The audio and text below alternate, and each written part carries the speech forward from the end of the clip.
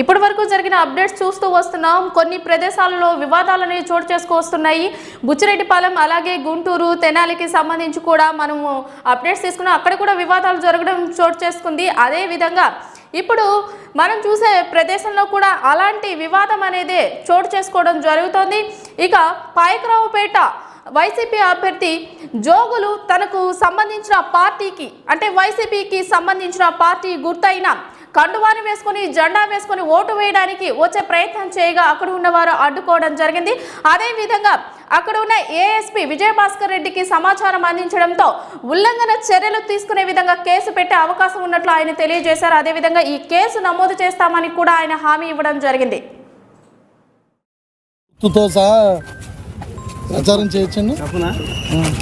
నా call permission ఉంది. సరే చేసుకో. నా కారుకి పర్మిషన్ ఉంది. నేను 5 ఎలక్షన్లు చేశాను. 5 ఎలక్షన్లో నెలగే వెళ్ళాను. మీకు ఆ రూల్ ఉందా? ఎక్కడ ఉంది? కంటెస్ట్ క్యాండిడేట్ అది చెప్పారని మీరు చెప్తా ఉండండి. వాళ్ళు చెప్పారని కాదండి, మీరు కండువా వేసుకొని పార్టీ కండువా వేసుకొని రాకూడదు.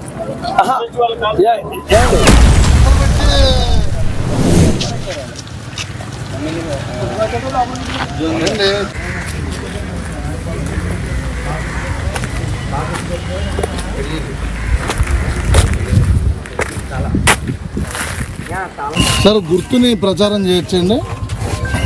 మీరు కారుకి జెండా తగిలించారు, గుర్తుతో సహా ప్రచారం చేయొచ్చండి. నా కారుకి పర్మిషన్ ఉంది. సరే చేసుకో. నా కారుకి పర్మిషన్ ఉంది.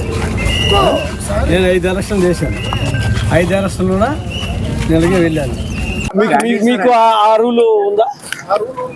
ఎక్కడ ఉంది? కంటెస్ట్ క్యాండిడేట్ అది చెప్పారని మీరు చెప్తా ఉండండి. వాళ్ళు చెప్పారని కాదండి, మీరు కండువా వేసుకొని పార్టీ కండువా వేసుకొని రాకూడదు. ఏమండి